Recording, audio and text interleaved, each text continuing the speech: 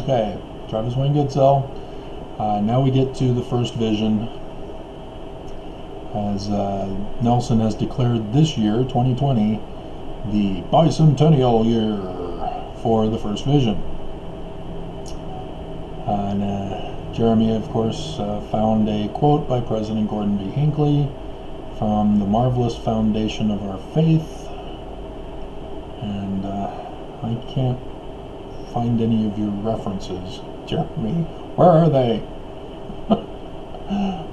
Nevertheless, it says, our whole strength rests on the validity of that first vision. Notice it says vision. It either occurred or it did not occur. If it did not, then this work is a fraud. If it did, then it is the most important and wonderful work under our heavens. And again, Hinckley is far from the original event. He knows nothing about it and is clueless. And the version that is taught by Mormons to others in the world comes from comes from the 1838 version, as I told you in the last one, thanks to the son of Thomas B. Marsh, 8-year-old son, saying, I had a dream. Alright, now the reason why it was necessary for him to include this information is because by 1838, Joseph was well established as the chosen one of God. And so, Numbers, chapter 12, it's in the Old Testament, I believe. I've talked about this in my Mormon Messiah, LDS Messiah series.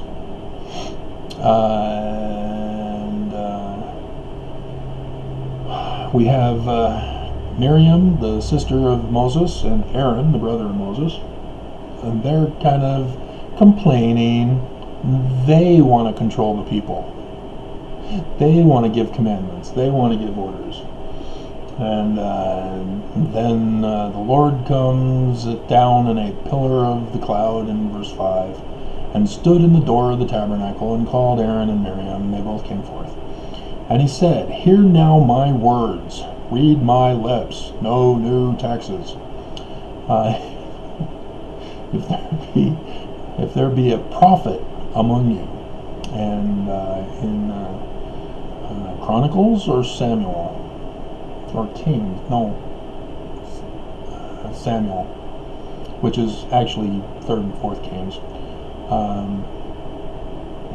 it talks about how a person is a prophet, but before time they were called seers. So this is before time, that would be called seer here.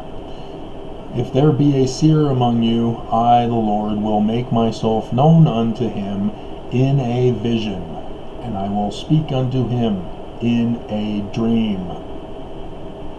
This is where Joseph gets his authority from, by putting this as his first vision experience. This is to solidify that he is the chosen one, the Mormon Messiah for the latter days. And upon this scripture, Jews will likewise know their last days Messiah, who is to come. And with him will I speak mouth to mouth. So yeah, the burning bush, that was all a vision. It was a dream. And I did that video sometime recently. So here we go, as I just answered everything for you, Jeremy. But he talks about the 4 different accounts: the 1832 handwritten account, 1835 accounts, and the 1838 official version, and the 1842. Notice they're all after the church was organized. So Different people, different contexts, different stories. So like I said, the 1838 one, he was not thinking clearly as to what he had done in his life in regards to joining the Methodist Church after the death of his son and the destruction of the 116 pages. And then the Methodists saying, "Oh, didn't you get arrested for looking at rocks in a hat? Get out of here." And so, yeah, that's why there's multiple accounts. But the 1838 one, that's why the 1838 one is the official one. Because that conforms with the intended purpose that they were doing.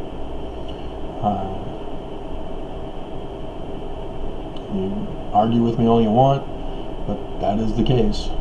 Joseph Smith was doing everything to fulfill the prophecies of the latter-day Messiah. And I know you guys all say, "No, it's Jesus Christ who's coming again for the second time, for the second coming." When were the Christians around? When were the Jews around? When were the Egyptians around? I keep telling people over and over again in my LDS Messiah series, and nobody listens. Everybody picks and chooses the video they want to start with and skip over the ones they don't like from the title. And can't do that. They were all specifically set in order as if I was giving one long full day lecture. Yeah, Joseph Smith was trying to be the Messiah. And unfortunately, he was murdered. So he failed. Just like Jesus of the Gospels failed to be the Messiah. He doesn't get a second chance. He failed. He has now become Osiris Messiah. And if you don't understand your Egyptian, brush up. William Clayton. What's his name? Is it William Clayton? I don't think it's William Clayton.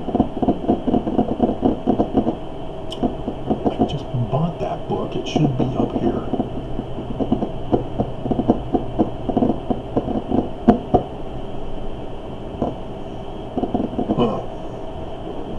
Hold on.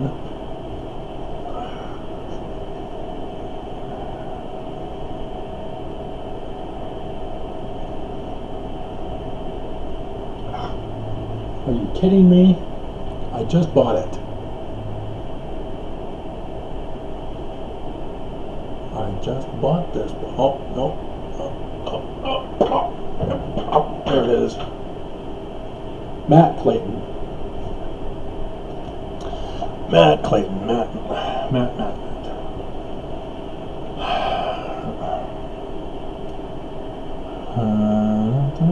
Matt Clayton, Egyptian Mythology. It's a thin book, but he does a good job. He's done other books for me. It's over in that pile. The tall pile. He does a whole chronology of the Egyptians, pharaohs and dynasties, which is a rare book now. Yeah. I got this specifically to do my sign list revision. Yeah. Okay. That's the first vision for that. Alrighty.